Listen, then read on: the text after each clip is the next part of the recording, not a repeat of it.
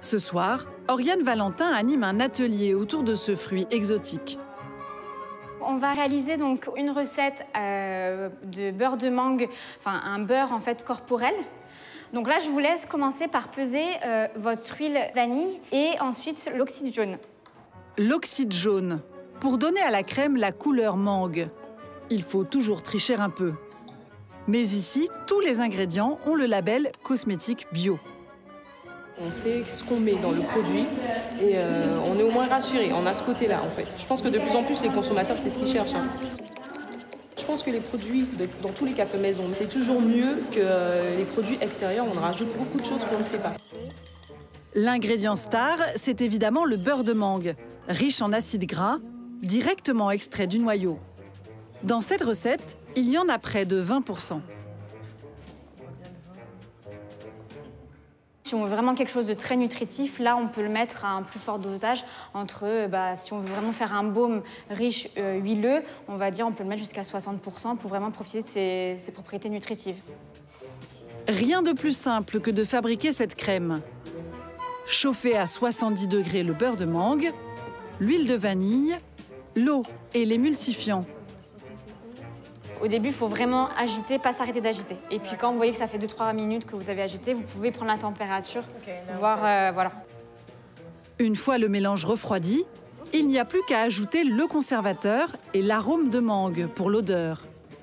Car le beurre de mangue ne sent rien du tout. La crème est prête à l'emploi. J'en ai mis un peu beaucoup, je pense. Ça hydrate, ça se voit, parce que ça laisse une pellicule blanche sur la peau. C'est vraiment...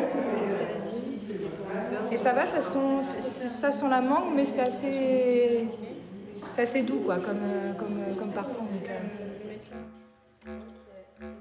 Une crème à 6 €, un prix moyen entre les prix des produits de supermarché et ceux des enseignes spécialisées. Mais une crème faite maison est-elle plus hydratante que ses concurrentes vendues dans le commerce? Pour le vérifier, nous avons fait tester par un laboratoire l'hydratation de 3 crèmes à base de beurre de mangue. La première, nous l'avons faite nous-mêmes avec 20% de mangue. La deuxième vient d'une enseigne de beauté. La troisième est vendue en grande surface. Et les résultats vont s'avérer plutôt étonnants. Les 2 crèmes vendues dans le commerce, contenant le moins de beurre de mangue, se révèlent hydratantes à long terme.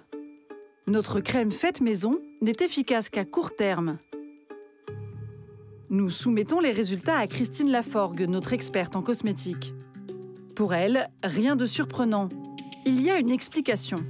Les ingrédients chimiques, comme la glycérine ou les silicones. Les silicones participent à l'activité du produit. Pourquoi? Parce que les silicones forment très souvent un film à la surface de la peau qui n'est pas très gras, mais qui en fait est imperméable et qui évite à la peau de perdre de l'eau. Donc lorsqu'on mesure l'hydratation, si on a un film imperméable au-dessus, la peau va garder l'eau, moyennant quoi son hydratation à moyen et à long terme va être maintenue beaucoup plus longtemps que s'il n'y a pas quelque chose qui fait un film à la surface de la peau. Vous savez maintenant ce qu'il vous reste à faire. Si vous ne voulez pas de produits chimiques sur la peau et rester bien hydraté toute la journée, eh bien, il faudra se tartiner de crème plus souvent.